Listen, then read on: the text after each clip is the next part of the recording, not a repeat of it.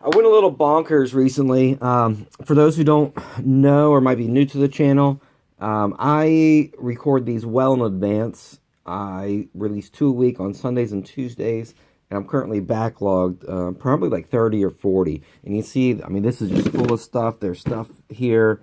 I have stuff in my closet. Things actually in the mail on their way here to open for Vintage Toy Freedom. And I bring that up because some of the stuff you see here and some of the stuff in this bag, I bought recently around sort of Thanksgiving. It's 2018, sort of Black Friday. There was a sale at Saturday Morning Heroes in Sharonville, Mike's Vintage Toys in Fairborn, Ohio. eBay had some deals, a 20% off, I think. There was a 10% off toys, stuff like that. So, went a little nuts. Not the crazy, but I definitely spent a chunk on some cool stuff and some weird stuff to open. This one's a little bit of both. It's both cool and weird. This is Two-Face from Batman Forever. This is from 1995 by Kenner. At this point, Kenner was owned by Tonka. The coin was made in the USA, which is interesting. The rest of it was made in Macau. People pan these movies, and yeah, they were kind of weird. But as a 12-year-old, it was pretty cool. As Batman, you had the Riddler with Jim Carrey. You had Tommy Lee Jones as Two-Face. I don't think this one was the one, Poison Ivy, with Uma Thurman. I think that was the next one. So this one was, it wasn't the first Batman. It wasn't Batman Returns, which are both really well-done movies. It was getting kind of campy, but it certainly wasn't the next one, the Batman and Robin and Batman Forever. Those were pretty strange. But this one was still pretty cool, and I think it holds its own. I haven't seen it in a while, but again, it was made for a younger audience, and I was 12 when it came out, around 12, and so I liked it. It was a Batman movie, and it was the mid-90s. I mean, things were weird. Fashion, music, movies, TV, everything was kind of weird. So we opened this bad boy up. I want to pause here for a second. Not really pause, but one thing I think is really cool that tells a story are the price tags on some of these. So, for instance, one of these here surely has that one's a Toys R Us markdown price tag. This Johnny's Toys, which most of you watching this would not be familiar with, is a toy store here in the greater Cincinnati area. The one I went to, I think there might have been two, but I know at least the main one that I consider was in Latonia. It was really Covington, Kentucky. And the cool thing about Johnny's, and the reason why everybody around here knows Johnny's or remembers Johnny's, is because they had a castle. And on your birthday, or like a little bit before your birthday, you get in the mail a postcard with a key. And you go in there with the key and you pick out a prize, you pick out a toy. And it was pretty cool. It was like a highlight of like everybody's childhood. And the stuff they had in there, I mean, it wasn't like, you're not going to find like an action figure. It might be like a yo-yo or something like that. But it was just the idea that you got to go in to this castle and get a prize and get a toy, and it was really cool.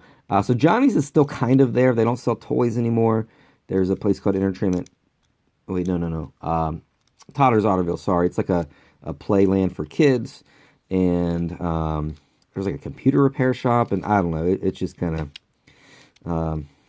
of different. But yeah, so that brings back a lot of memories to Johnny's Toys. Actually, interestingly, I got all this, and especially this, and those guys up there, those G.I. Joes.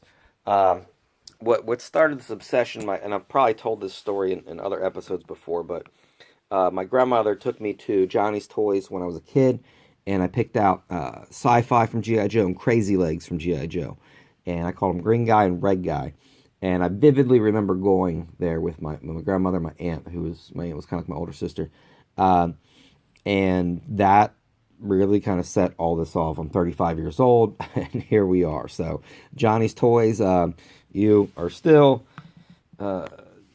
I would say, obviously, you're not making money off me, but the toy industry and toy shops and places like that are. So, I guess thank you. I don't know.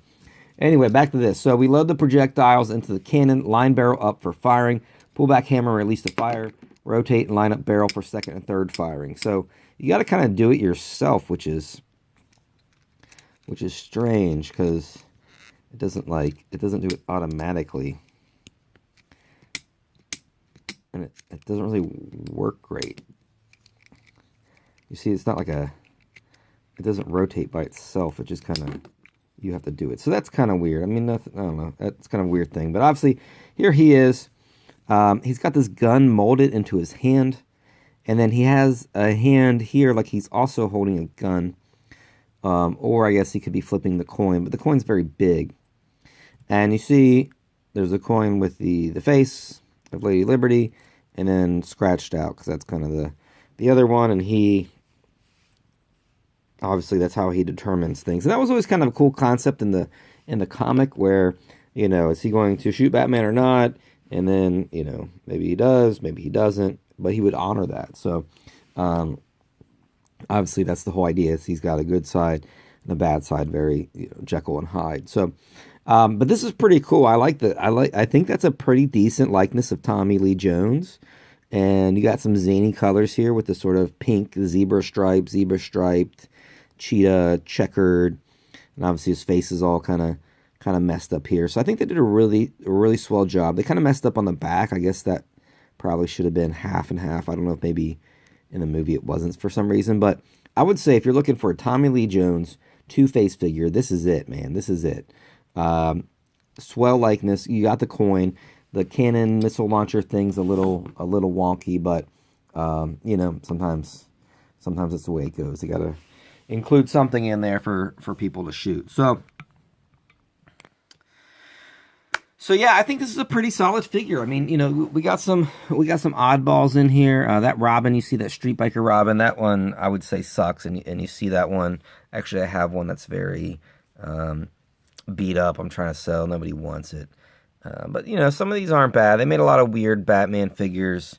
There's the Riddler. But if you kind of take off all the weird stuff, I think this Tommy Lee Jones Two-Face is pretty solid. And, you know, he can come over here and fight my weird kind of heat ray Batman dude that I opened up in a previous episode. Again, they made some very, very strange Batman figures. But... I don't know. I guess they were selling. So thanks for watching. Batman Forever. You know, I think it gets criticized a little too much. Now, Batman. I think I said Batman Forever earlier, which I didn't mean to say. But Batman and Robin. That one was kind of weird. And then was there?